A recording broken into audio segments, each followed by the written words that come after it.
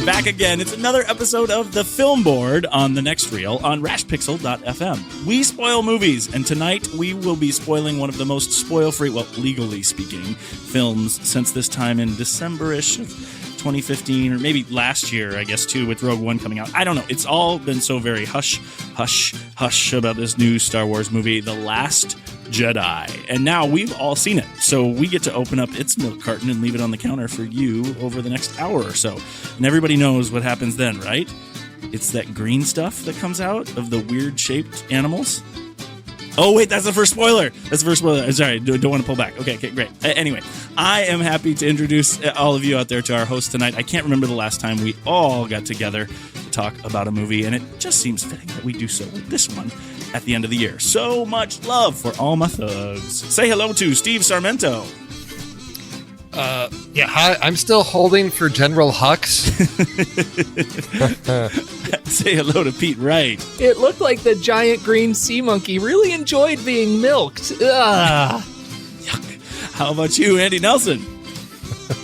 I'm doing good. I got my giant fish on my stick. These guys call me JJ, and you should too. You can find out more about all of us and this show and all of its sibling shows at thenextreel.com, and follow us on Facebook and Twitter at thenextreel to find out about all the fun shows we're pushing out to the podcastiverse. If you like all the good stuff you've found with us, you can get all that good stuff before everyone else by supporting The Next Reel on Patreon and get access to the show Drafts podcast feed. Check it out at patreon.com/thenextreel.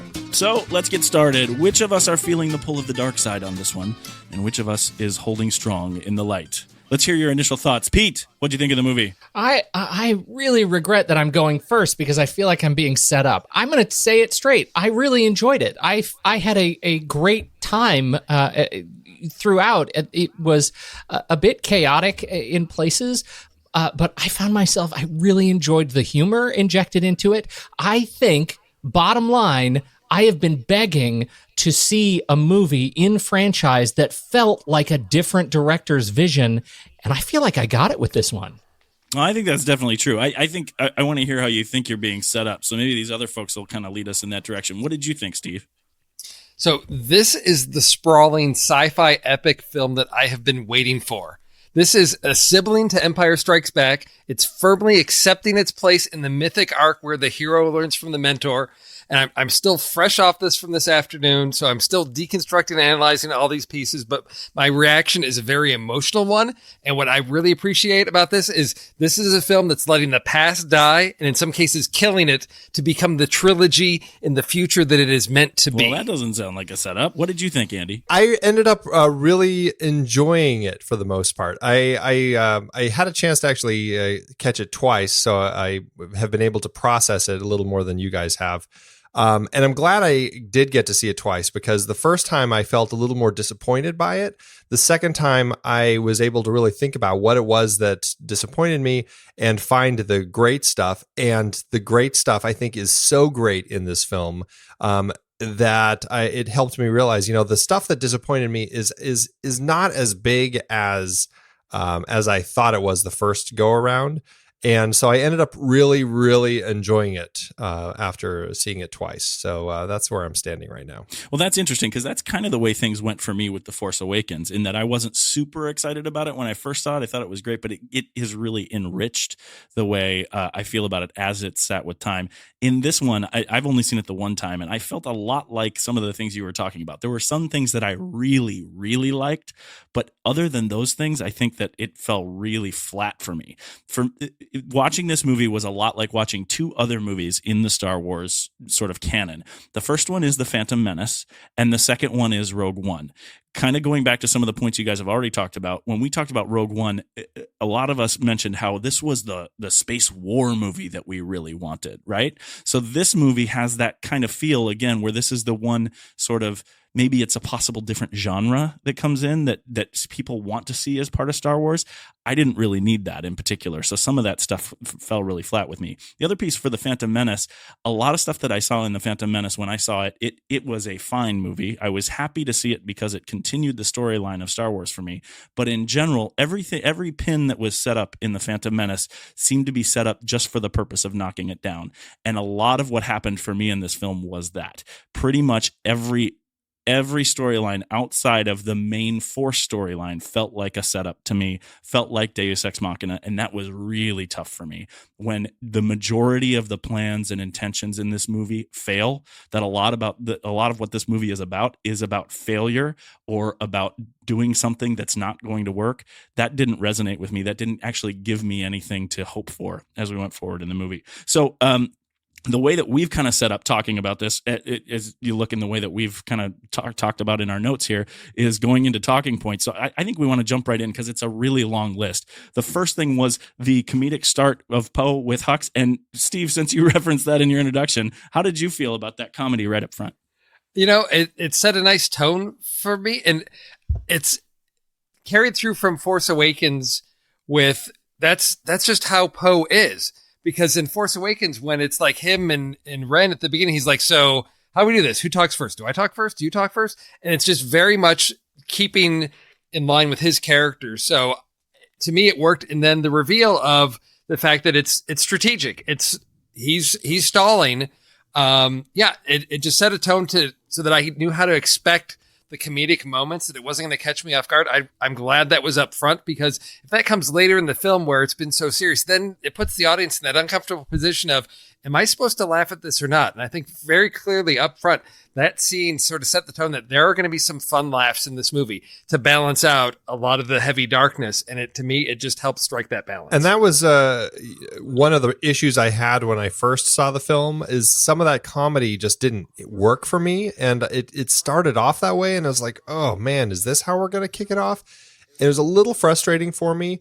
But as I kind of took the whole film in, I was like, okay, yes, I'm remembering Poe had that kind of banter, and they're pushing it, I think, a lot in this film, especially between Poe and Finn. There's a lot of comedy between those two characters that sometimes I think works, sometimes doesn't.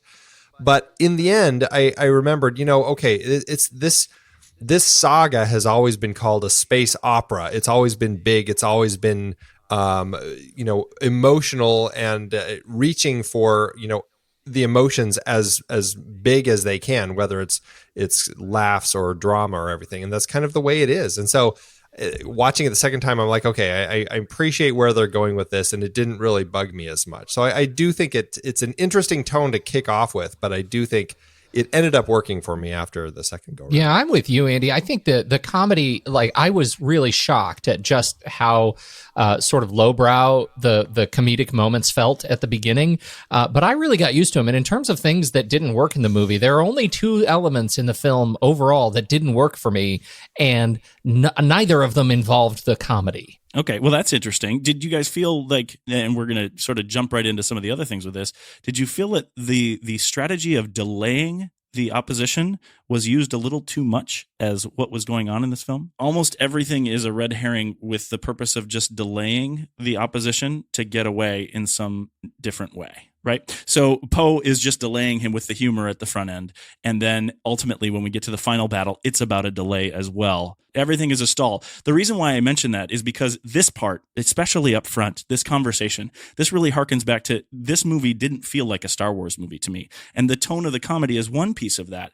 But another thing about it is this really looks like a kind of, for me, these moments when we're stalling felt like a cheap homage to Star Trek. It felt much more like a Star Trek movie done poorly in these cases, where like you look at what really happened in Wrath of Khan, which was basically this kind of thing, right? It was leading someone through a conversation for a stall for the big wahoo moment. And it was done so well there. And then we have all these points in this movie where we're just going to have it be, oh, he's tooling with you, was the line from The Last Jedi. Or, as we go into the other bigger fights, they're all just things to stall for other pieces to move away. It never really, I don't know, it didn't feel clever or special to me. It felt redundant. I actually think it worked for me a little bit more than that, because, that he's tooling with me line says something really important, and it introduces us to a new layer of personality that we have never seen, particularly in regards to the Empire.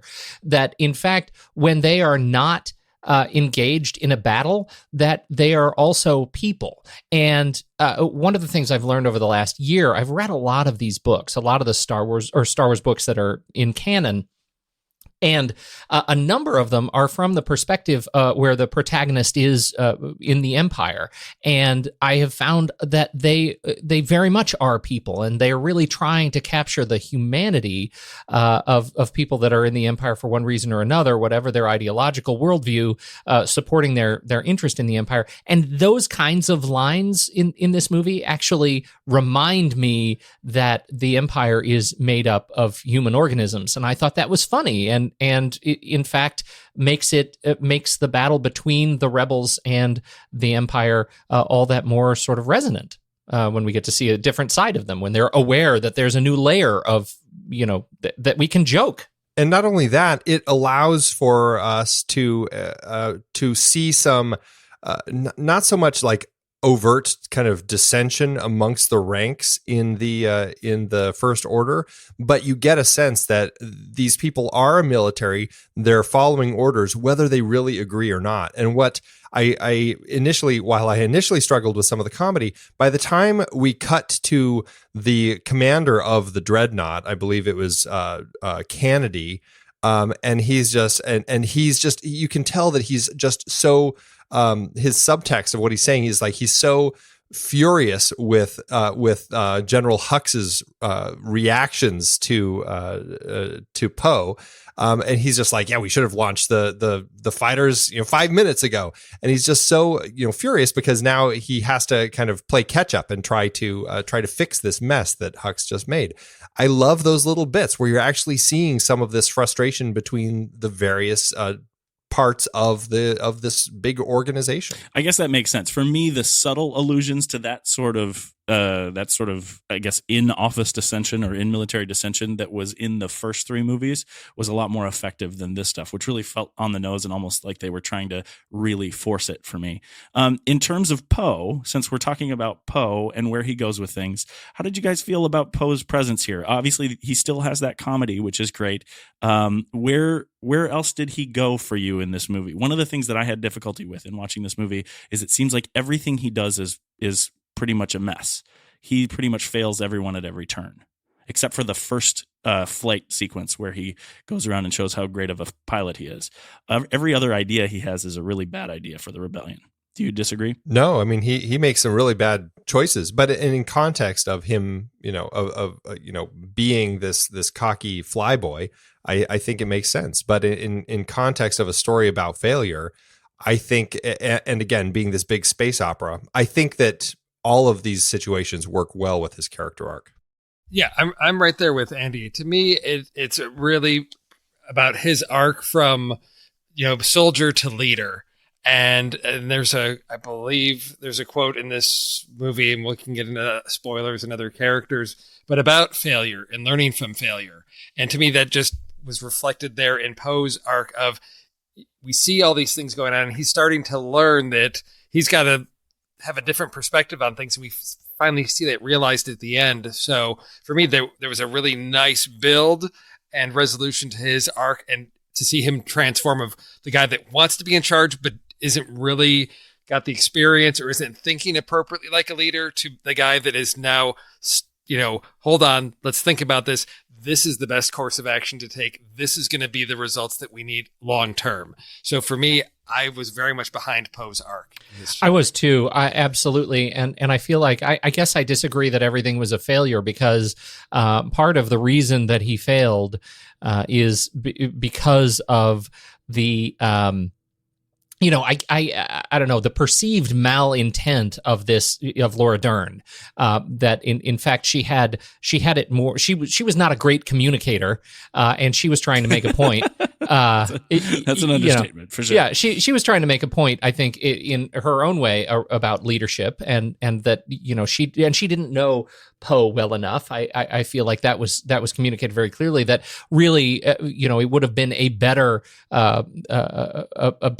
exchange to actually explain to him what she was planning, and all of that would have gone away. But he was clearly out of line, and she was trying to make a point that he needed to keep stay in his own lane, and that as a result of them going to loggerheads, his plan, which otherwise was a good one, it failed. Like and I thought that was a very real and resonant exchange. Like it failed because they weren't communicating well to one another, and that's okay. That's what needed to happen for the story. And I think that it absolutely set him up when communication was once again out in the open, when they were standing in the cave, and when he said, "Follow me," and Leia said, "What are you looking at me for? Follow him." That was the setup that we need to see him emerge as the leader in the next movie, which seems very clearly where they're going. What was great about Holdo, though, in her decision to not tell Poe anything, which I agree with you. The first time I was like, God, why isn't she just saying something so they know what's going on? But I was like, you know what? Hold on. They're being tracked through hyperspace, which everybody's like, how can they do that? Somehow they have, found some way to do that.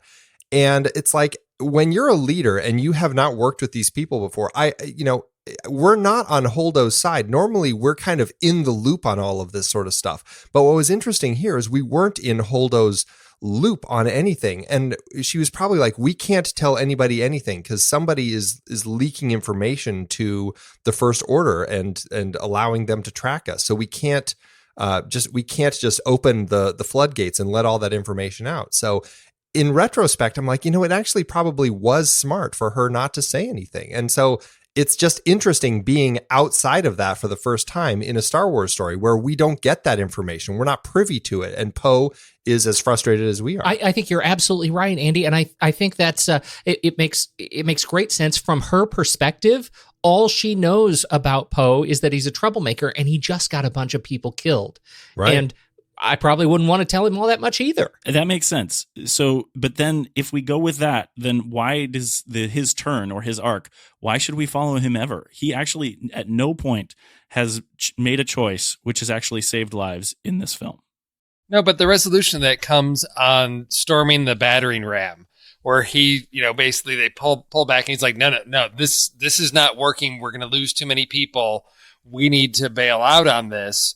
And Finn now sort of takes on that mantle of it's best to fight and sacrifice yourself, where Poe is realizing we keep losing people. We keep doing things like this. There's not going to be anybody left to fight against the First Order. So for me, that was the turning point for him to be able to step back and say, okay, this isn't going to work for us. We need to regroup.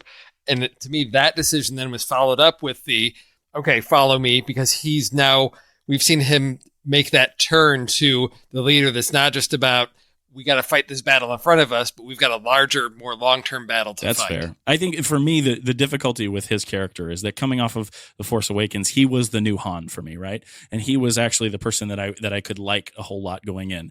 The thing about Han Solo in the original 3 movies is that he never actually made an error that cost a bunch of people's lives. He was just always in allegiance to money, right? And that was always his side. And then he always came through in the end. I haven't got that with Poe. And actually, after the first movie, I really liked him. And now I don't so much. Now I question his ability as a character. And I don't really understand why the rebellion follows him anymore. I just think it was one of those things. I mean, he proved himself a great pilot in the first film.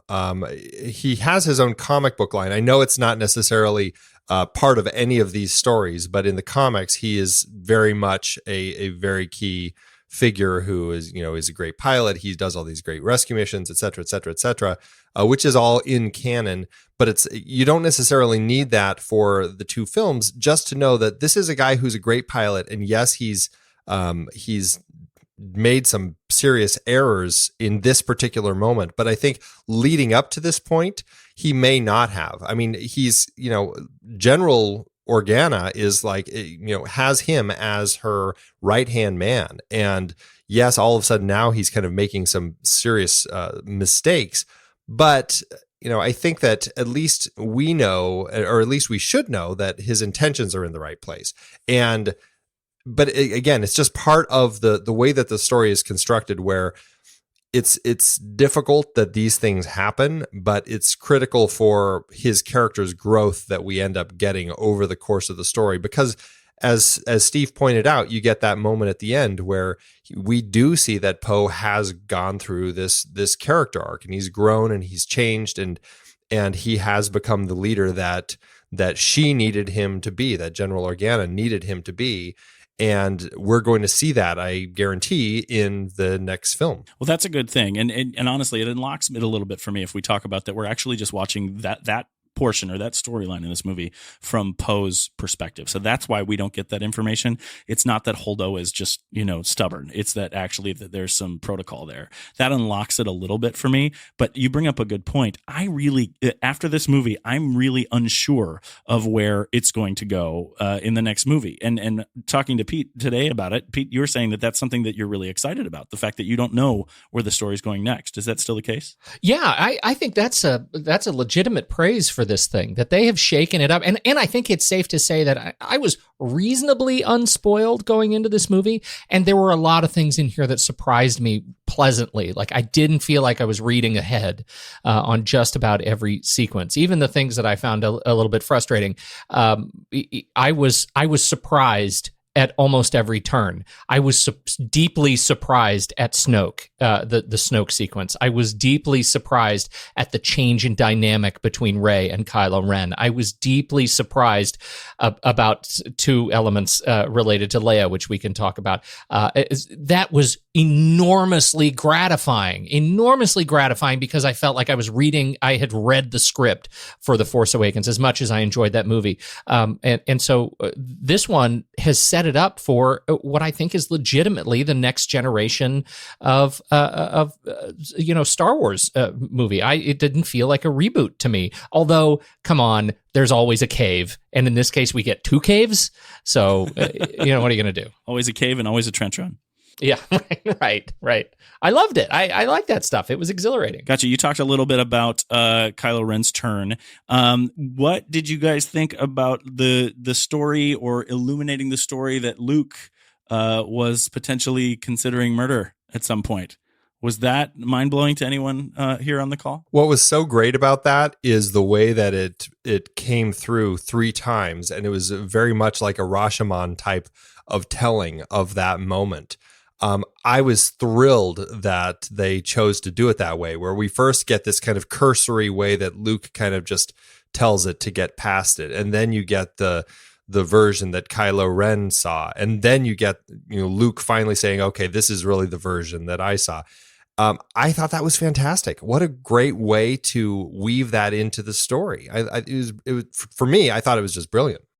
Yeah, for me, as Pete said, this isn't our Star Wars. This is the Star Wars for a new generation. And, even at the, with Luke, it's, him still realizing, his realization that he's thinking he's this great hero, and, his ego getting in the way. And even then there, at the end with the, attempt to burn the library, and that whole conversation he has there with Yoda, of like, dude, you're still learning. You still don't know everything, and you think you do, but you don't. And you realize, Luke, going back to the original trilogy, he shortchanged his training with Yoda. He's been off on his own. He hasn't had that whole, sort of infrastructure of the Jedis at their peak. He's figuring this stuff out as he goes along, and he thinks he knows it. And Yoda's like, yeah, those books, yeah, that's not it. And this girl, she's got more than what those books had.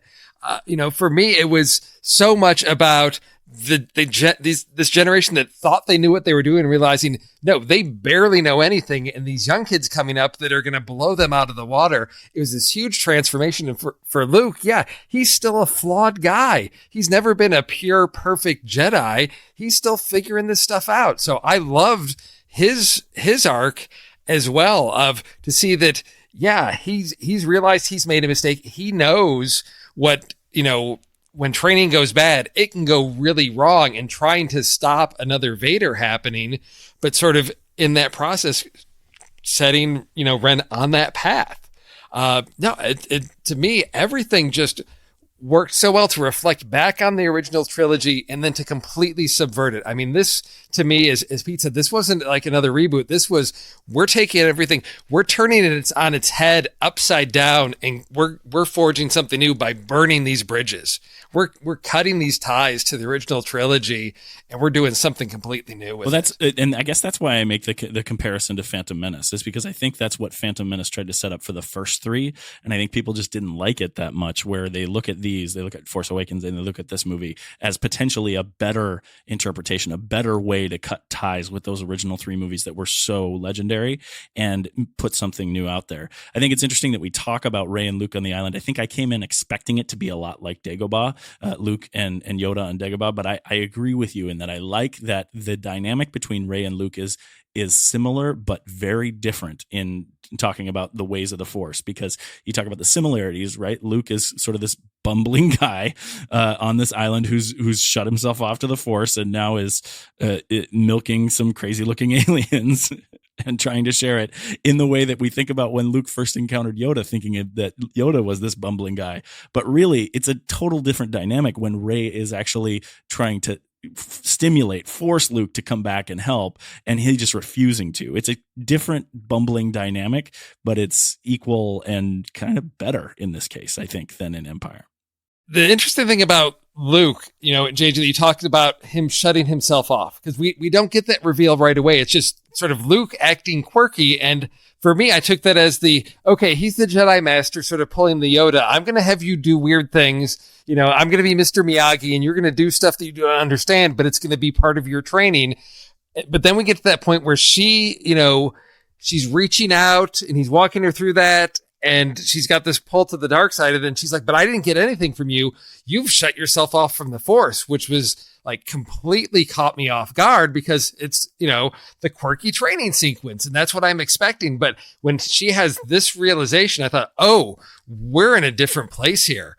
This is not the typical Jedi training going on. This is him sort of just going through the motions. And there were so many things that I thought we're going to get, again, these Empire Strikes Back parallels. Like she sees the X-Wing, down in the water. And I'm like, oh, she's going to have to raise it out of the water. Are we going to do that? Oh no, it's just, he flew it there and sunk it, and he's not turning back at all. And for me, that was such a rewarding twist on my expectations of what was going to happen on the island between the two of them, and to completely subverting that. And the actual connection that she has, the training that she gets, is this really bizarre Force connection thing she has with Kylo Ren, where they can sort of see and hear each other. Is a whole different aspect of the Force that we haven't really seen. And it sets them up as this new generation of this raw access to the Force that Luke doesn't understand, is really frightened by. And for me, that was just so refreshing to take our expectations and again, subvert them and give us something Totally different. agree. Yeah, and I think that was great. I mean, honestly, Luke was more trying to talk her out of it in the weird things that he was doing with her than Yoda ever did for him. And the Yoda was a puppet. Yeah, Back to the old was school. Probably the most satisfying thing for me. Oh, it was great. Not only was he a puppet, but it was totally that Empire Strikes Back type of Yoda, where he's just a feisty little guy, and he's the way that he's talking, the way that his lips move and everything. It was so exciting to see that return of Yoda. It was invigorating. Page Turner, they are not. Yeah. This is kind of helping me maybe format my thought about this whole film, I guess, group, and that maybe I should stop thinking of it as 9 films, what we have now, and maybe I should start thinking of it as 3 separate trilogies or something different to that point. Because I mean, some of the stuff that I really loved about Rogue One was the connecting tissue. But I think that what I should really kind of try to embrace as I look at this movie is not search for that connecting tissue, and instead try to really embrace what they're trying to do in a new way. Yeah, I think that's probably safe. Oh yeah, I think the really interesting aspect of this is the pivot point is what goes on with Kylo Ren. We see him there with Snoke, and Snoke's just like, yeah, I thought you were going to be the next Vader, but you're just this kid. And the path that sets him on, where he's just like, you know what? Forget all this, burn the past, and let's forge a new future. And so he is just hell-bent on it's all about him and what he can do, and damn everything else. And to me, that was interesting. It wasn't, the new rise of the Empire, because he's in it for himself, which is maybe a more pure embodiment of the dark side? I don't know. But for me, that was the trajectory, because I didn't know which side he was on, what he was going for.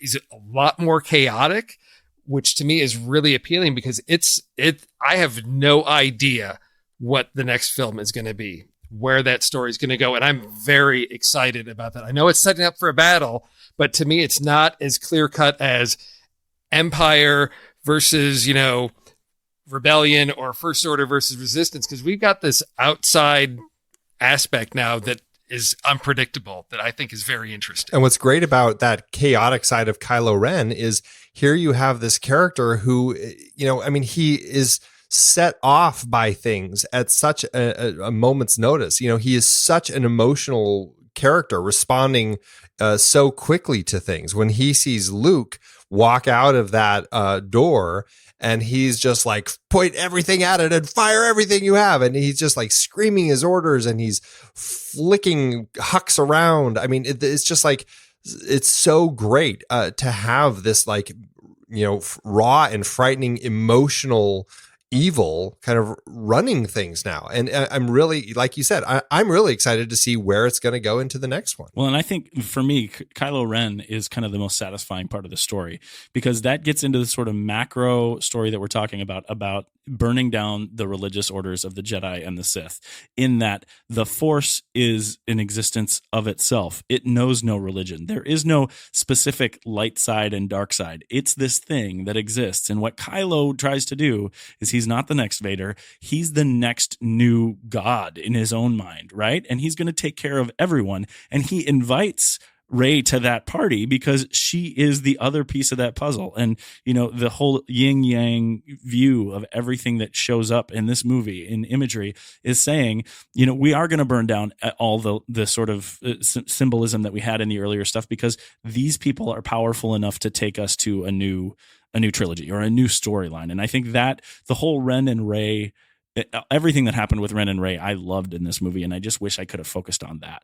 Totally agree. Yeah. It was a brilliant development as the way that they continued that relationship. It really just was, I think, one of the strongest parts of this film. And boldest choices. I mean, it would have been so easy to, take the old,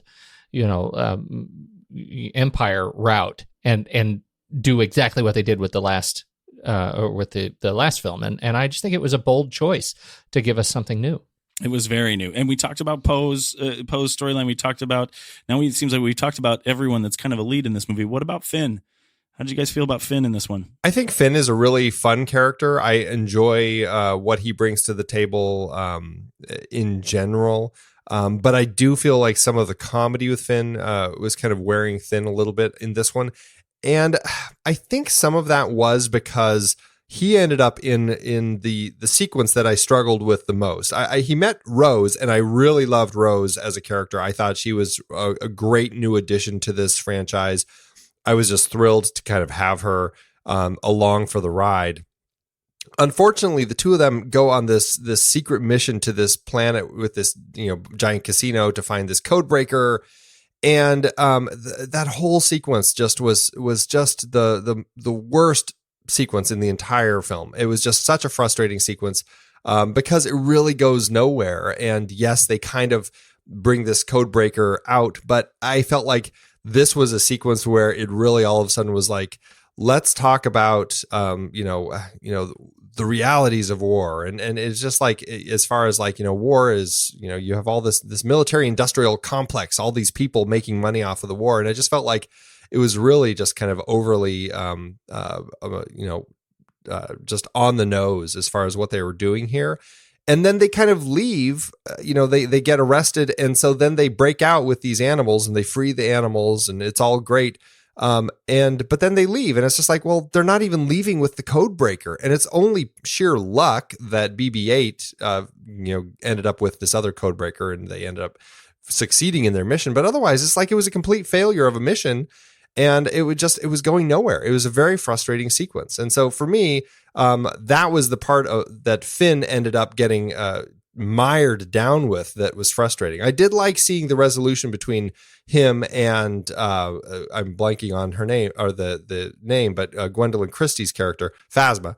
I liked seeing some resolution there, but otherwise I was rather frustrated with that element of Finn's character. Well, and I kind of felt that way about that entire storyline, that it felt like it wasn't there for a reason. It was, the whole thing was, again, that goes back to my initial comments about pins being set up to knock down. If we just talk about the code breaker, for example, I feel like in the first trilogy, we would have found out that the DJ character, the Benicio del Toro character, was actually the code breaker they were looking for the whole time.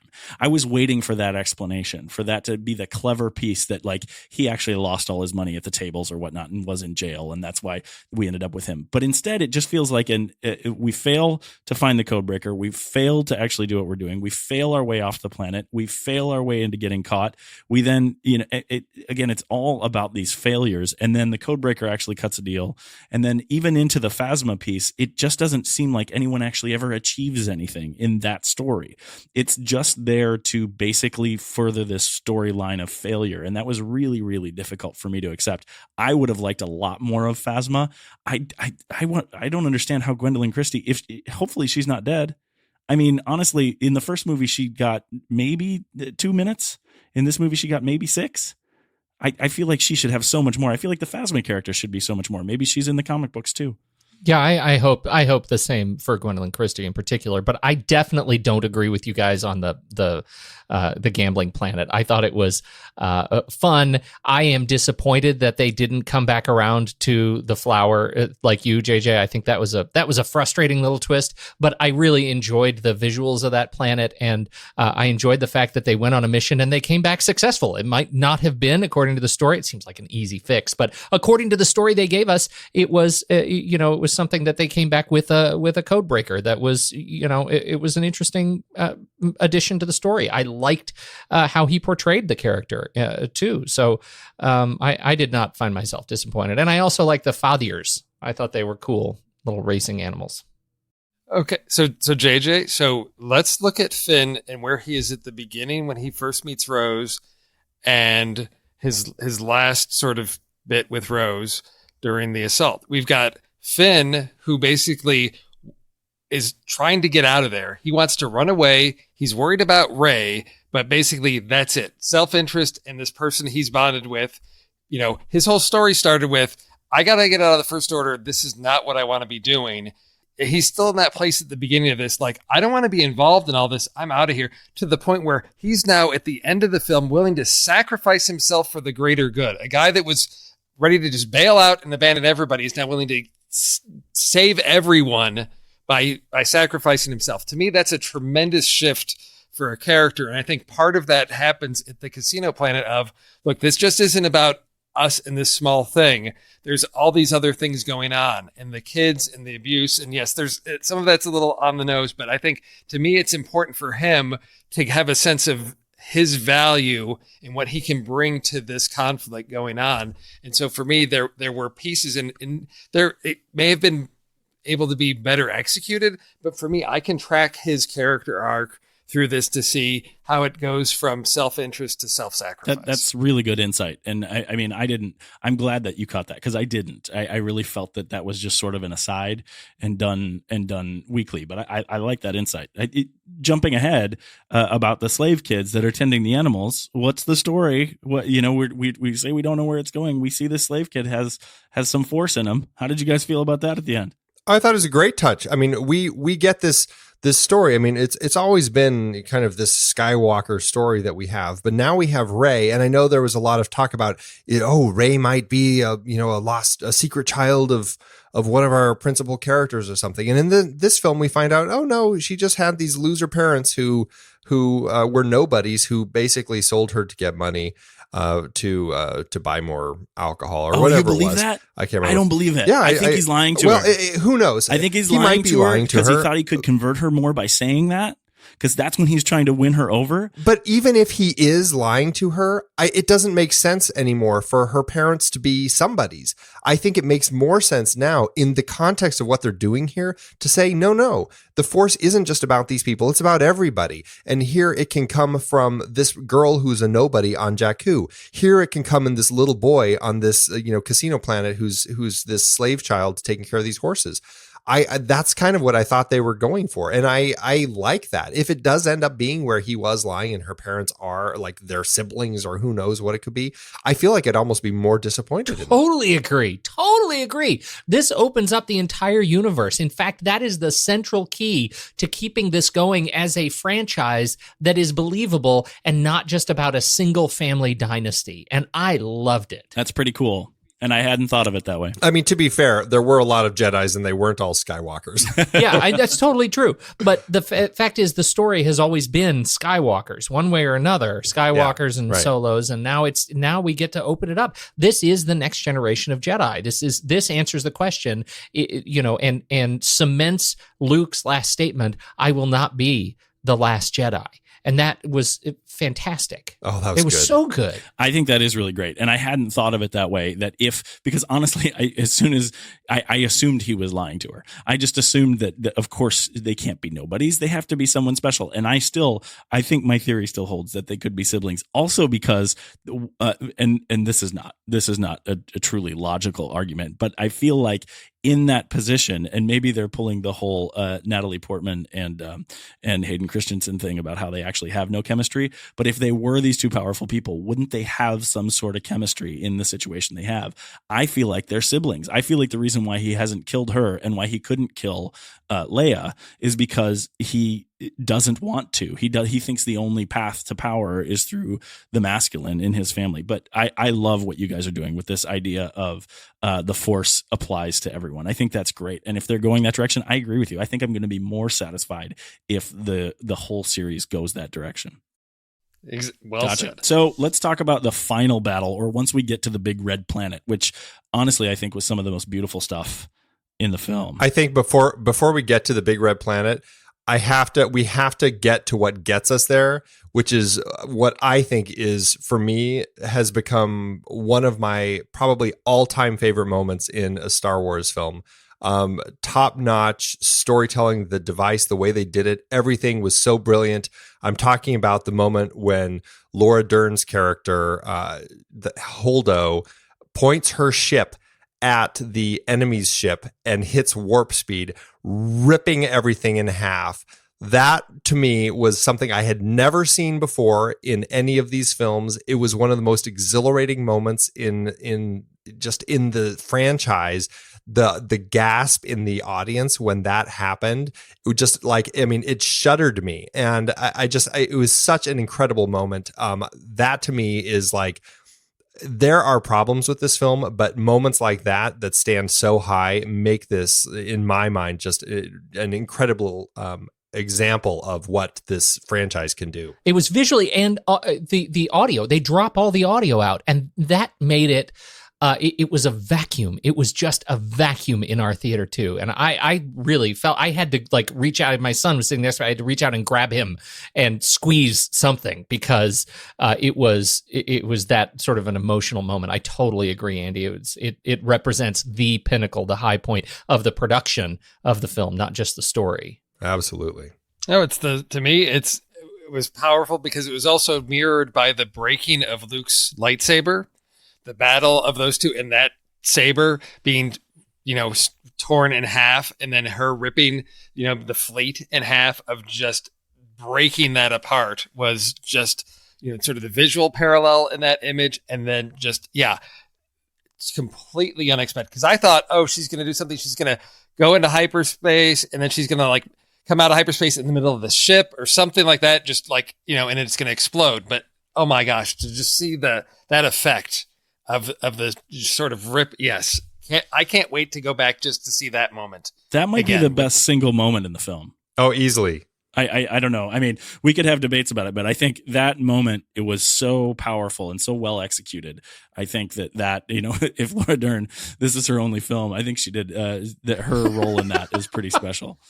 She gets along with the long list of actors and characters that get their one shining moment, right? You've got your Liam Neesons, and you've got it's pretty neat to have her do that. Even though, I mean, Pete, you were saying that some people are really kind of ragging on her and what she did. Other than the fact that every time she spoke, it looked like she was in ADR. I thought everything she delivered was pretty nice. I did too. I don't know why she was getting she's getting some strife on the internet, the hate Twitter, but I actually found her quite good and quite an interesting alternative, particularly when you see power change hands in between these two characters who are elegant. Right? Elegant power. What we have in Princess Leia, we've always thought of, I think, as something in isolation, right? Like this is, we have these sort of ancillary women characters on deck, but somebody who is the leader,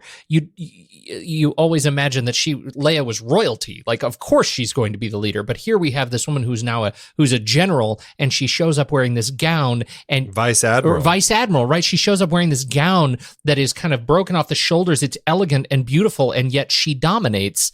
And I think she actually did it very, very well. I thought I really enjoyed her. I didn't see her as a detractor at all. And again, we've already talked about her relationship with Poe. I think it was strong. So the one thing, and it's because I'm not up to date on all my Star Wars lore and all the other materials and everything, and so I don't know if this information is out there or not, but when she sort of assumes command and Poe is like, oh, that's Vice Admiral Holdo, and he references some battle or some event, is like, oh, that was her. He's like, oh, she's not what I expected. And I don't have the context of that to know what he's speaking about, like what decisions, what went down at that battle. Was it an impressive thing? Was it, the stunning victory? Was it a debacle? That's what I think it's that vacuum of what is Poe's sort of background knowledge on her that's leading to his assumptions about her that I don't have. And I think it's operating in that void and vacuum that may make the issue with her character troubling to so many people to wonder, is she really qualified? Does she really know? She's being a strong leader that's going to just give commands and say, hey, trust me. We don't have enough information to know whether or not to trust the decisions. And that gets back to Poe. And I think that's the one issue with the writing I have is you reference something. And in some cases, it's easy. It's like, oh, the ship that made the Kessel Run in 12 parsecs. I don't know what the Kessel Run is. I don't care, whatever. But this seemed crucial information for Poe, and we don't have it. And we don't have a scene where he discusses it, explains it, or any other characters do. This is interesting, Steve. Is this a writing problem or a performance problem? Because for me, I actually bought it, but I feel like it was on the shoulders of the illusion that Poe makes to her reputation, that her reputation precedes her because he says it to the alien that he acts impressed. Did he not act impressed enough to set her up to bring that power to the bridge? Right. Yes. I'd say that maybe. Well, we got that locked. Yeah. Can we talk about Leia real quick? Because Leia, this is where I had a central problem. I did not like Leia. They kill Leia blowing around to space, and then she force floats back into the airlock. I hated that. I hated it so much. Yeah, me too. So very much. It made me crazy. And then they didn't kill Leia at the end of the movie. I didn't hate that, but I was really surprised. Carrie Fisher. So I just watched Force Awakens last night before we went and saw this this morning, and I watched all the extras, the bonus stuff that they have there. And Carrie Fisher says in one of the initial ones, she was like, I didn't think we were going to do this. And if we were going to do this, couldn't we have done this 10 years ago when I looked a lot better? That's what she says. Right. And, honestly, I really, really like Carrie Fisher. I mean, there actually was a tribute sort of viral video that I recently posted on Facebook that we should actually probably put in our show notes too. She's fantastic and such a great character, but unfortunately here, there just wasn't much there. And that thing that you're talking about, Pete, was just generally ridiculous. I love the fact that all of a sudden we finally get to see that Leia does have the Force, but what a terrible way to do it, and what a cheap way to put it in there. And why didn't she die? Can anyone? I mean, maybe, I guess. What are they going to do? But here's the thing. Like, first of all, notwithstanding the fact that as soon as her eyes kind of open and she starts floating, all I can hear is bum bum bum bum bum. Come on, it made me crazy. But there's a character issue here too, right? Leia's strength, even though we always knew that she had some part of the Force in her, but Leia's strength as a character was her policy, strategy, military, not the Force. Luke had the Force. He was the emotional side of the family. He was the guy who was at one with the Force. She was always the one who could see the pieces on the board. We didn't need her to have the mystical power of the Force because in the yin and yang that is Luke and Leia, he already had that covered. That she now has the Force, it was baffling to me that we needed that. We did not need to. If we're not going to kill her in the movie, why did that happen? She could have just been hit unconscious. She could. I mean, we had this spectacle moment of her in space that it just really rubbed me the wrong way. I don't hate it. The second time around, I had less problems with it. It bothered me for the first time around. I was like, it was an emotional moment for me seeing her, get sucked out into space, and then she kind of flies herself back in. I was like, oh, that's kind of strange. It wasn't as much a problem for me the second go around, and I think it was because, she is a powerful being and she's always had the Force in her. She just may not have trained as much as Luke. But for me, I was just like, she's not done yet. And I ended up thinking it was actually a pretty interesting decision that they made.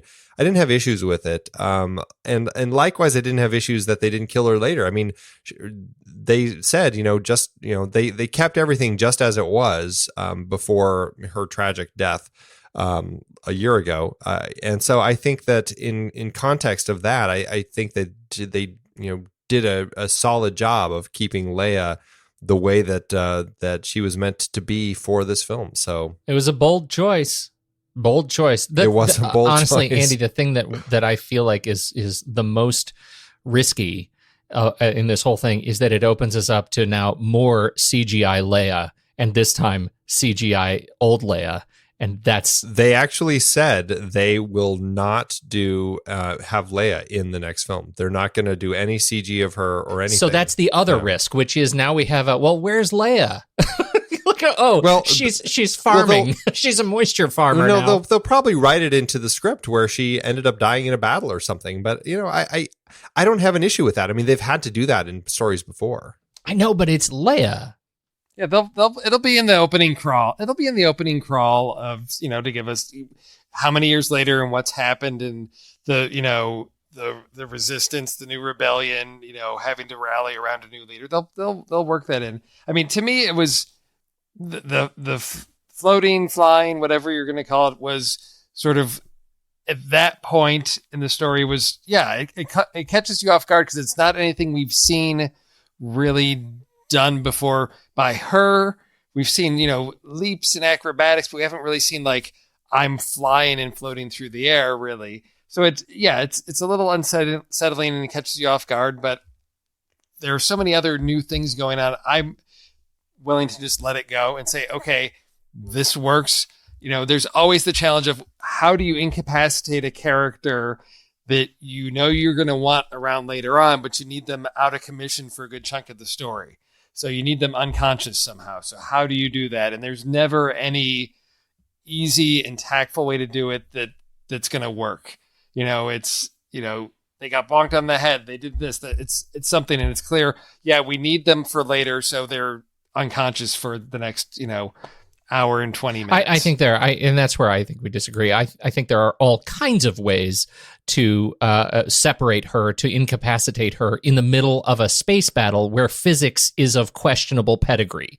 It is very easy for us to do this without introducing that. And to my mind, damaging what I loved so much about her character. And so, it is what it is. Well, and we talk about the fact that she's going to be gone, right? And I think that one of the sweet moments for me was when Luke and Leia had their last moment together, whether it was real or virtual. I thought that was kind of special. It had me thinking about Carrie Fisher as they were setting us up for the sort of big battle at the end. What did you guys think about how they related? And the fact that now Luke is, I guess he's gone. I guess technically he's now died, right? Well, and who knows? Are we going to continue to see him as a vision, like we see Yoda? And I think, yeah. I mean, he gave himself to the Force, like some of the Jedi before him, and so I do think that we will see him as a Force ghost now. And I loved the moment between him and Leia at the end. What was so great about that is that it's like she is the only one that he actually physically comes in contact with through that whole end. And you get that look from her, like, I mean, you think it's because he's giving her the dice from the Millennium Falcon from Han, kind of that connection, but really it's like she's realizing, oh, he's not even here.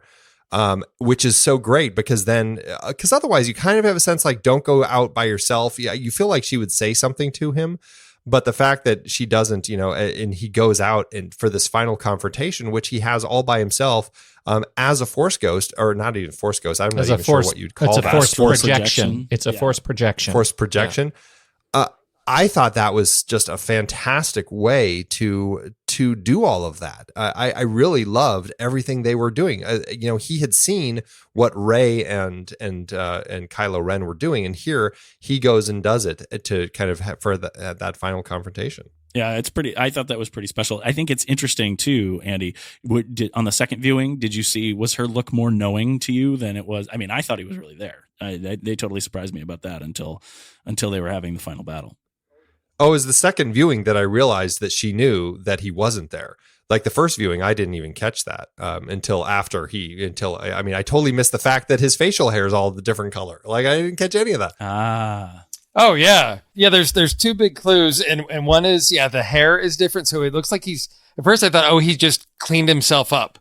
He's trimmed his beard, but there's no gray in it. And the other part is they make a big point of calling attention to, as people walk across the salt flats, we've got guys climbing out of the trenches, the red footprints, and then there's Kylo sort of positioning himself, and we see his feet, and we see the red, and then I see Luke, and he makes a similar move, but the ground, there's no red revealed. And my first response was, oh, he's like a ninja, very light step. He's much more agile, while Ren is just like more physical brute force. Luke is going to be this agile, light stepping ninja, but no, it's because he's not there. And then they did introduce some really cool force moves in Luke, not only on Crate, but as Rey knocks him down and he force catches himself an inch below before hitting the rocks, and that cool twisty thing that he did on Crate was very cool. I was impressed. And the dice disappearing was interesting. Did you guys get the dice? I didn't know anything about the dice. The dice were new to me too. I had to research the dice. I saw it because I just watched Force Awakens last night, and when Han goes into the Millennium Falcon, he hangs up the dice, or is it Luke that's hanging up now I'm doubting myself. There's somebody that hangs up the dice in there, and I want to say it was Han in Force Awakens when he comes back on the Millennium Falcon. I think you're right, and that actually it makes sense. So it turns out that the dice were actually a Lucas thing. He hung the dice. They were just gold regular dice, right? They just had the pips on them, hung together by a chain, and they were hanging up above the cockpit in the Millennium Falcon. But we never got an angle in Episode 4 that actually showed the dice. So the dice were never on screen in Episode 4, but they were there. And that's important because when J.J. Abrams went back to rebuild the Millennium Falcon for the last film, he wanted it to be authentic. And what he found was the cover photo from the original Vanity Fair shoot from Episode 4 actually had the dice. And he went back and said, where are these dice? Well, it turns out the dice were a real thing. According to the story, Solo and Lando Calrissian were in this game called Carillion Spike. And they were gambling, and they ran out of money, and so Han wagered these dice, which are apparently made out of something quite valuable, and Lando wagered the Falcon, and he lost, and so Han kept the dice as a good luck charm, and they've been hanging apparently in the Millennium Falcon ever since, all through the first or the original 3-movie trilogy. We just never saw them. I didn't know any of this. This is total news to me. And here the dice become a central premise in the emotional relationship that these characters have with one another. I thought that was really interesting, and my hunch is it's setting us up for the Solo story, which is to come next. This is what probably Marvel would have put as a post credits sequence, something about the dice. Well, thank you, J.J. I don't Abrams, know. because I think that's smart. I mean, mining the old films for new central pieces of upcoming films, I think is brilliant. I thought it was cool. Going back to Luke, I will also say how touching it was to kind of come full circle with him as a character and see when he kind of comes to after his force projection that he was doing, and he looks up and he sees the binary sunset on this planet that he's on, and that's when he dies. It's like he started this whole story with that binary sunset, and here he sees it and he kind of gives himself to the force. I thought that was just a really powerful way to kind of close his I thought story. that was a great shot. I think one of the many shots in the film that you would want to like pull off as a still and hold on to. So this was shot by Steve Yedlin, and I just thought it was really sweet. On Twitter, Yedlin posted that he said, I've been shooting movies for my friend Ryan Johnson since we were like 18, and I am so proud to have been able to work on this picture. It was just a really touching sort of tribute, having done what I have to say is just exceptional visual work in this movie. I mean, the setups, the shots, the movement of the camera, it was just gorgeous. Yeah, definitely. I think, and everything it looked like it had care for the way that things looked. I agree with that 100%. I have no complaints about the way this movie looked. You know that Ryan Johnson is a Denver guy, right? No, I didn't know that, actually. I didn't either. He grew up in Denver and then moved to Southern California. So he started out in Colorado and then went to Southern California, and he went to USC, went to the film school at USC. So kind of cool that he comes back from Colorado. Huh. Nice. What do you guys think about the length?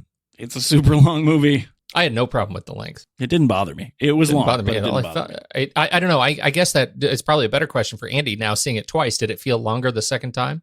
No, it actually felt shorter the second time. Weirdly, I think it was just because I knew where everything was, where we were going with the story, and I was able to kind of pay attention to everything more and just kind of get into all of the beats. I had no issue with the length either time, though. I know some people are kind of frustrated with the length of the film, but I don't know. For me, I really didn't have any issues with it. I think it was tough for my 6 and 8 year old. You weren't even sitting next to your 6 or 8 year old. I think I know. my But they daughter were had the problem with your kids. They were standing on the chairs, and I was resisting the urge to go back and be like, no, sit down. You have to watch this movie. I know we're 2.5 in, but you have to sit down. The report from my daughter was, well, I said things like this. Look, you can't do somersaults in the movie. Look, you can't lie down on the floor in the movie. No, you can't. It was a riot. I definitely am going to take her again. Yeah, please apologize to her. It was a treat. Okay, well, we've talked a lot about the different people in the movie. I think we've covered almost everyone. Are there other people that we should talk about that were in the movie that we didn't have a chance to talk about as of yet? I just have to relay this story that I read about Kelly Marie Tran, who plays Rose. I'm assuming that it's true, but you never know with the IMDb trivia page. Sometimes I question it. But apparently, she didn't tell anyone that she was actually working on this movie. She said she was making an indie film up in Canada. And apparently, just to fool her parents, she even brought home some maple syrup for them, which I think is really funny that she went to such lengths to keep it under wraps that she was actually a part of this Did movie. you see her at the premiere? She was bawling. Like so overwhelmed about the fact that she was a part of this thing and being comforted by Daisy Ridley and whatnot. Aww. I will say I wasn't super happy with her performance. I didn't love her as much as you did, but I think it's because I was super excited to see her because of how much emotional investment she had in it. One of the problems I have with when they do casting in this film is I want people to be very athletic and forward and stuff like that. And I didn't catch that from her when she was running and stuff. I was critical, and I shouldn't be critical of her for that stuff. I was happy that she's so invested in this film. I'm really interested to see what they do with her character going forward. Because again, as we talked about before, the whole Finn and Rose storyline I felt was just generally lacking. So I'm excited to see more from her, but I just that story that you tell is fantastic. And also, if you do catch any of the like IMDb snippets from the premiere, you can see how much she cares about being a part of this franchise, and I think that's really special. I thought it was really cool that she lived. Like I sort of thought that she was dying when she said that last. She gave him a kiss and said that last line. And given the people that they did kill in this movie, I was really surprised that they let her live, a la Finn in the last movie, and kind of move on through the next chapter. I'm really excited about it. I actually really liked her. I liked the awkwardness and the fact that she was different, and that we have a whole storyline that is with we've got a black character and an Asian woman that are absolutely central to the rescue storyline, and I thought it was really strong. I really enjoyed it. Nothing felt sort of like any sort of forced diversity. These were just great characters, and so I really enjoyed it. I want to say that I don't feel like we talked about the death of Snoke. Did that surprise anybody? It felt like the death of Darth Sidious to me. Not Darth Sidious, Darth Maul, in that he was going to be this big character, and then all of a sudden he's just gone. I felt like there was more power to it than that. And maybe it's just because I think Snoke was such an interesting bad guy. I mean, he was so powerful too. I mean, he was the one who was force connecting Kylo Ren and Rey, and I thought that was really interesting. I mean, he's incredibly powerful. But what I loved about what happened here is that it just went to show me really kind of some of the dark power that Kylo Ren has in him. So I ended up liking that quite a bit, and I was so much happier with how he looked here. I mean, I know we only ever saw him as kind of the message version of a person, kind of that CG projection. And so, but he still looked a little rough here. I thought they did a great job with his CG. I thought he looked good too. It's the whole sequence there, that set, the red background, those guards, everything there to me was just such a powerful set piece. So I audibly cheered out, yes, when the lightsaber gets activated, because it, to me, again, it's just, we're turning everything on its head, because you can see the parallel with, when Vader turns on the Emperor and chooses to destroy him, that it's sort of his attempt to redeem himself. Here, it's like the exact opposite. It's like, I'm not letting you hold me back. I've got a new plan that has nothing to do with you, and I'm in charge of really subverting that power structure. And I was thrilled to see that change in the story of this. This isn't going to just be, again, the rebels fighting against Snoke, in the third movie. It's all bets are off. We're going someplace different with this. So the guards, that whole fight scene, that there was a nice sort of chuckle and laugh when Rey sort of, tosses the saber to him. He grabs it in his hand, just sort of powers it on for like just a split second, just enough to blast a hole through the guy's head.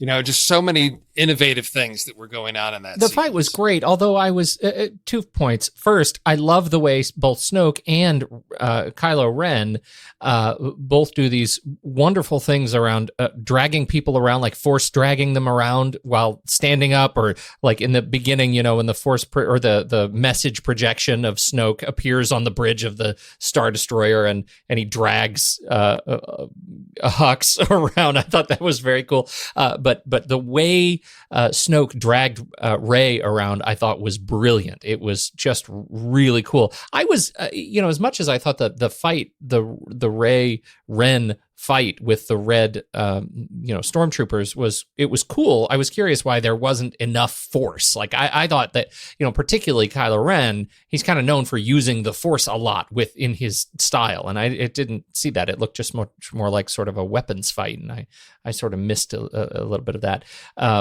More of that, I should say. So, but overall, I thought it was great. And I thought, to your point, Steve, that this is not the movie you think it's going to be. We're going to set up this massive, this emperor figure and the supreme leader figure and kill it early in the second film of this perceived trilogy.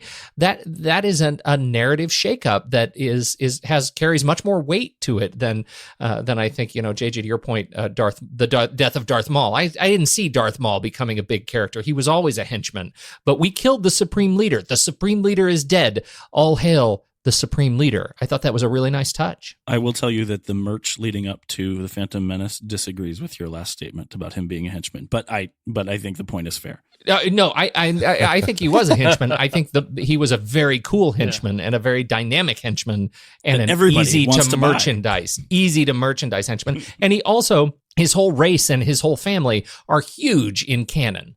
And so they're everywhere. They're all around, the Star Wars animated series. They're everywhere. So he has long life outside of that first film. I like that you talk about the fact that Finn and Rose didn't feel like they were forced in their casting. I think that's great. Something that we know about The Force Awakens is that there was some really great stunt casting in there. Daniel Craig being one of the stormtroopers. Some of our notes have some other ones here. Who is this from? Talking about the Beastie Boys references. So Rian Johnson, his first big feature was Brick with Joseph Gordon-Levitt, and he had a very small part, just a little short cameo in his in Ryan's second film, Brothers Bloom, and then of course Looper. So I thought, okay, he's sort of his good luck charm. Is there anything? Did he show up in this film anywhere? I didn't see him, so I did some research and said, oh yeah, he was cast as a character. He did the voice of a character called Slow and Low. That is the tempo. SLO. That's exactly. But what I did not catch was this other Beastie Boys reference in The Force Awakens, that there was a character, Ello Asti. Hello, Nasty, which I did not know. Yes, exactly. So, but I was wondering if JGL was going to be in here anywhere. I tried to keep my eye out for him, but I know that so much of the stunt casting can be concealed when you're in a casino or cantina scene, that you've got so many creatures that can be voiced by actors. And unless you've got an impeccable ear, it can be often hard to identify those people. So that was sort of the stunt casting that I found. Well, and of course the two British princes both apparently appear in here somewhere as well. Really? Yes.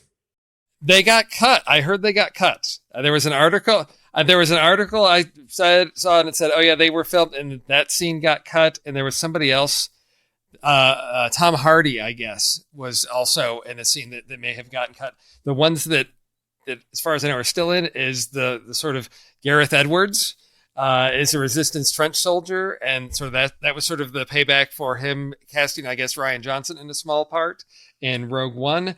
And I think there was Justin Theroux. Right. Justin Theroux. Yes, yep. Exactly. Yes. As the code breaker with the flower on his lapel. Yep. So how did you guys see it? We saw it in 3D, which I think was actually great. I thought most of the 3D was really special. The one thing that I disliked about the 3D was the dirt getting on the lens. I didn't feel like that was particularly a good thing. It just happened too much, and I guess it's not dirt. Maybe it's the salt. I'm not sure what it was, but it happened a lot, and it didn't feel important to me as part of the story. No, I just did 2D in Atmos and had a great experience. I bet Atmos that would have been great. Yeah, so just the great sound. 3D. It's not something I go out of my way for unless I know it was intentionally shot that way, or usually like computer animation. That's an easy sort of migration over to do that with something that wasn't shot initially in 3D. I don't know that it always adds much, and I often find myself so it's sort of in the same boat you are, where it's like, okay, it's doing this, but I don't. Well, probably 3/4 of this is a CG movie, so that's right, right. Yeah, I loved the Atmos experience with this. I thought the sound was just rich and booming and fantastic when it was raining on what was the island, Achto, Luke's island. I mean, just feeling that rain all around you and the storming and everything. It was a really enveloping experience. I really enjoyed the Atmos. I did not see 3D. I'm curious to see it in IMAX now, because I didn't realize this, but they did shoot a couple scenes in IMAX, and so it might make it worth it to go check out an IMAX screening of it. Very curious about that. I would say that's our only complaint, was the sound in our theater. I think I don't know. I think we just got early in the morning, somebody didn't mix it right. It was tough to hear the voices and really struggled through some of the heavy dialogue, heavy sequences. It was just not coming out right. Go see Atmos. Yeah. Check out an Atmos. I would have paid for the Atmos experience for sure. Yeah. Problem is, it's Yeah, such a exactly. drive for us. I mean, Yeah. it's like it's it's a Phoenix scale wow. drive. That's right. Yeah. Oh, okay. So Pete, I have a follow-up to our discussion this morning during our SatMat discussion. How many times did you cry during this film? I think I was set up too much. I know when I should have cried. I didn't cry once. It's the one that caught me off guard, and you guys let me know if this maybe hit you as much as it hit me, is when Luke's there with R2 and R2 busts That out was a the cheap shot. holographic projection from the first one. It got me. That one got me. But part of it is not just the story, but knowing Carrie is no longer with us, just made that so much more for me. And I did not expect that one. I was like, damn you, R2, that is a little low. I cried a lot, but most of it had to do with the music. When the old themes come back, I'm a sucker for that. And, when the Force theme comes in, it just pulls me there. John Williams is just he's so integral to this franchise, and I'm so glad that he's still a part of what's going on with it. Well, they do a great job of going, bringing the Luke and Leia theme in when they come together, and then when he passes the dice over to her, it cuts to the Leia and Han theme, and it's just like, oh my god, it's just like all of this stuff. It was so good. What was I thought most curious in all of the music was at the end of the credits, they also credit this song that John Williams wrote for Robert Altman's "The Long Goodbye," called "The Long Goodbye," that he wrote with Johnny Mercer. They credit that in the credits. I'm like, gosh, was that?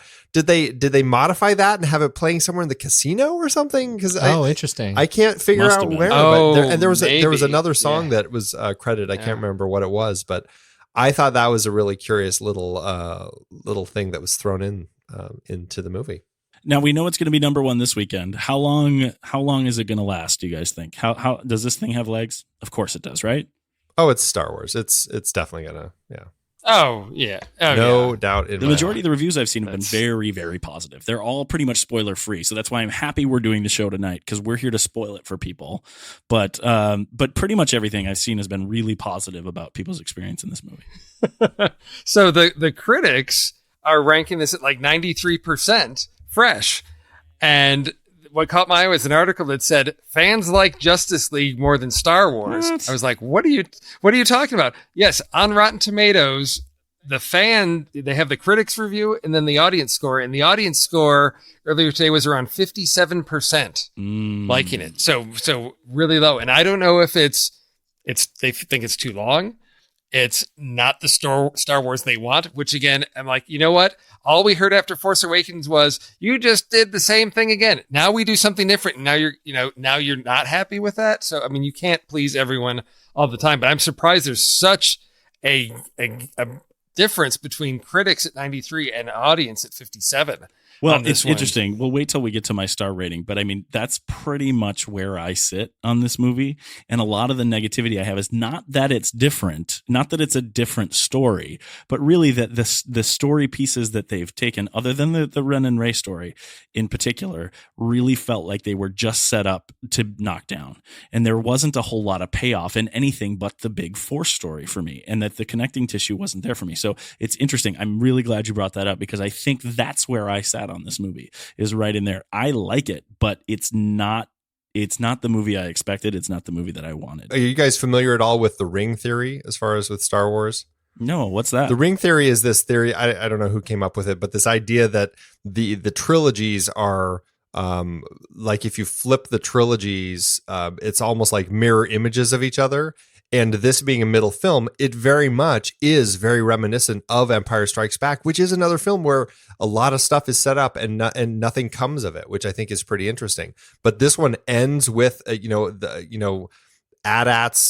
storming the rebellion, and Empire starts with that, and there are so many mirror reflections of these two films together all the way through the film. You've got the mysterious, Rey confronting the darkness in that cave, and you have Luke going into the tree. It's like all through it. I found it really interesting. But I don't know. I think the fact that you said that it's like, they do all these things, but it comes to nothing. It's like, it is kind of like Empire. They are struggling through the entire film, trying to get ahead of the Empire, and the Empire firmly smacks them down all the way through. So it's a pretty interesting way to look at the film. But I don't know. I still really like it, and it's growing on me so much more than it did after the first viewing. Oh yeah, well, Andy, anytime we have the trilogy, you take that hero's journey arc, and yes, you've got it on a smaller scale in an individual film, but you spread it across the three, film sequence. That middle section is that whole, struggle to get to, and the growth of the hero to acquire the tools to ultimately defeat, the antagonist. And that's what all of, story 2 is about, of the struggle and failure that you're going to learn from to obtain the magical item or the special knowledge. And yeah, there's not a lot of progress. So to me, like I said, I saw a lot of parallels to Empire, but different enough. But yeah, I felt it was filling that same place in terms of the larger story for the resistance in each of those characters of, yeah, it may feel like we're treading water, but that's why I wanted to focus on the growth of those characters from where they start when you look at Poe and Finn, and where they develop to in the end, so that where we're positioned for story 3 is a much different and more, I think, a stronger place for this team. Well, and ultimately, right, the second one, Empire would be the toughest film to live up to. If we're talking about these being mirrors, pretty much universally, people look at Empire as the greatest film of the series, and potentially the greatest film of this genre, over time. So if that's the case, this is going to be the one that's going to be the hardest to live up to. I think they probably have a really nice way to go if they're going to mirror Return of the Jedi and what they do in number 9. I don't know. If you guys were to rank it, where would you compare it? Just compare Empire to this movie. What would you say? I'd probably still have to go with Empire, but I think that one, it's strong from start to finish. This one, I'll always probably still stumble over the casino scene, even though I do see everything that Steve was pointing out about it. It makes perfect sense to me, and I probably grow into it a little bit, but I'll still say Empire. Well, you've got dozens of views versus one. That's true. You've seen Empire, and you've lived that story, and I think give this one that time. And I think, again, then within the context of this trilogy, when it's finished, I think, this is going to have a strong place. I think to me, it's clear that it's above, Force Awakens, because that's the setup. This to me is, again, all that development. So in this trilogy, yeah, this is, top. Comparing it to Empire, yeah, that's a challenge. Ask me 5 years from now, after I've had time to view it a few more times, and we'll see where things hold. Well, and again, that comparison is probably pretty unfair. So maybe it makes more sense if we go to our flick chart, and now would be the time that we would rank it. He's the last Jedi, and he gave up the Force, but later on an island, he gave it to Rey. Then a bunch of stuff happened, and he disappeared. This movie was 9 years long. Flick chart. Christmas and Wham! All right. Love you guys. Bye. Well, that was Tommy Handsome, and he didn't go away for this whole show. He was just having some technical difficulties, so we did get his song there. But if you folks out in the world haven't done it yet, check out www.flickchart.com. It provides a fun way for us to look at the movies that we love and hate too, and you can do it too by creating a tournament-style stack ranking system. We go through the exercise here on every show, and you can find the special stack rankings for the movies that we've seen on this show at flickchart.com/TNR Film Board. Where do we start, Andy? All right, kicking it off. Star Wars: The Last Jedi or The Finest Hours? Last Jedi. Last Jedi. Last Jedi. Last Jedi, for sure. Star Wars: The Last Jedi or Prisoners? Last Jedi.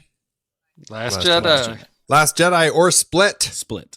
Last Jedi for me. Last Jedi. Last Jedi or Gravity? Gravity. Last Jedi. Last Jedi. Last Jedi. Last Jedi or The Force Awakens? The Force Awakens. Ugh. The Last I think Jedi. Last Jedi. We'll see. I to the point of dozens of views to one view. I mean, I've seen Last Jedi 4 or 5 times now, and so not Last Jedi. I've seen Force Awakens 4 or 5 times now. So I'm definitely on a recency high with Last Jedi, but I'm going to stick with it. I'm saying Force Awakens Because of the casino. because I of the know. casino, yes. See, to me, it's about the complexity and growth of the characters. No, that I agree. sets this I'm aside. tempted. No. I'm really I- tempted to yeah. say The Last Yeah. Jedi because of the Yeah. hyperspace split. Slice. I mean, yeah. Yeah, that was the dominating feature of the movie. Andy, this must really be hard. but then there's Han Solo. Oh yeah, I agree. I think I think they're we just, should give it to The Last Jedi just to avoid paper, rock, scissors. That's Okay. my feeling. I am fine with that, although I still doubting my decision there. But okay, Last Jedi or Blade Runner 2049. I didn't know you guys made that number one. That's awesome. Blade Runner 2049. I concur with I Pete. still gotta see it. Yeah, Blade Runner. Cool. This year is amazing, and then for me, it was like the trailers were there to prime you for this movie because it was like Ready Player One, Jurassic. I mean, it was all of like Spielberg, Lucas, everything just coming at me through these trailers, and then that opening crawl. I was like, okay, I'm in the zone. I'm ready for this. And then to just think that this is hitting this year, like Star Wars going in a new direction. We had Blade Runner 2049. I'm like, I wish I could write a letter back to my teenage self and say, just wait for 2017. You're not going to believe what happens. So, Andy, that puts us at number 2, right? That puts it at number 2. Yes, I find that really interesting. I'm curious. I'm pulling up our list of all of our movies from the year just to see. We did really well. 4 of our top 10 movies are from this year. We actually made some good choices. But JJ, remember, all the movies that we've done leading up to this year were terrible. That's true. That's true. They were just terrible. But that's okay. We have an exciting year coming up too. It's good. So star rankings for this. For me on Letterboxd, I give it 3 out of 5 stars. And that's why when you said 57% for fan ranking, that sounds exactly where I'm at on this movie. 3 stars. Better than Murder on the Orient Express, but just barely. Right now, I'm at a 4.5 out of 5. Wow, that's big. which I think is pretty good. It would not have. It would have been a 3.5 after the first viewing. It's interesting for me how much it That makes changed upon a second viewing. I am trying to figure out where it sort of falls compared. I want to say 5, but I don't. Yeah, I guess I'm just going to go 5 because, like I said, I just enjoyed this all out. Yeah, I'm willing to go with that. Thinking of the other films and where it falls in my ranking. Yeah, I'm comfortable with that. I think it's pretty safe to say that this will be the last time that I stop and think so critically about this movie. It's the same thing with The Force Awakens. Like, we talked about it, and then I was done thinking really critically about it because it's Star Wars, and I genuinely love Star Wars, and I am okay saying it's a 5-star and a heart. And then letting go because I enjoy the ride and I enjoy the ships and I enjoy the blowing up of the ships and I enjoy the aliens, and the porgs didn't bug me all that much, and the fact that Chewie was eating them was really satisfying. And so I'm okay just letting my inner 14-year-old drive and just No, own don't do that because it has something very important to say. Because you have to think what Rose says. And to me, this is the Star Wars film that Generation X and our kids need because she's telling Finn, look, it's not about fighting what you hate. It's about saving what you love. And to me, that is the message that so many people need to hear when there's so much anger about the things people hate. Turn that and focus on saving the things that you love. What are the things you want to protect and save, and focus on those things instead of lashing out and wasting your energy on the things you hate. If we all did that, we'd have a much better internet experience and we'd have a much better world. And so don't shut that out, Pete. No. And I think you misinterpret, Steve. What I'm saying is, like, it's a 5-star because of all the things I love, and that's definitely included in there. But but the piece of it that I'm letting go of is I'm not going to engage in the people who hate the film for the production and narrative issues. I'm going to love it for the reasons that I love it, and I'm okay with that. Because you're going to save what you love about Star Wars instead of fighting against the haters. Great. Yeah. All right. I think violent agreement, Steve. As usual, you and I are in violent agreement. I stand arm in arm with you. There we go. We'll face this ourselves. And all four of us, Fantastic. I think, liked it. So that's a good thing. We got hearts all around from us for liking it, even though I seem to be a little bit negative about this. I definitely have it on the positive side for me, too. Can I just say one more thing in terms of final comments? Please, can we just reflect on the fact that Mark Hamill is a straight up star? Like, he is fantastic to watch. Every single scene he was in, I was just delighted with him. And so shout out to stinking Mark Hamill. He is great. Totally worth having him in the last movie for only about 15 seconds. Do you want my hater comment on him, or no? Should we just let that go and embrace what we love? Hate it. Count every time that they cut to him midway between a head nod down. They do it a lot. He constantly is just looking intently, and his head moves down, and he's caught midway in it. Also, in his 15 seconds in the last film, they went back to it about 3 different times too. But anyway, that's not about him as a performer. That's about the choices of what they were doing with the way they shot him. Totally. And, how many takes did they use? Exactly. That kind of thing. But still, I think he's a delight too. I did get tired of some of the redundancy of what he was doing there, but I was really happy with him. And I don't hope he's not gone, to be honest. I hope he didn't just give himself over to the Force. We're going to see his Force ghost for a while, I think. Yeah. See, counterbalance. There's balance to the Force. It's a good thing. So where do we go from here? Next year. Brand new year, 2018. We're starting with the film board with Molly's Game. That's Jessica Chastain coming in about gambling. That's the way I understand it. I think it's kind of an Oscar push. What do you guys know about that film?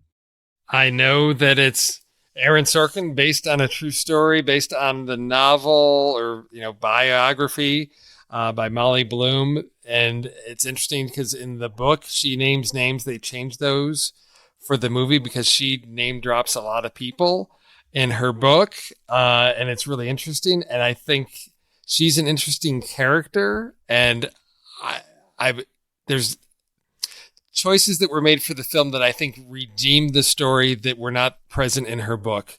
As far as framing structure, the whole Idris Elba character, I think, is not in the book from what the first half of it that I read.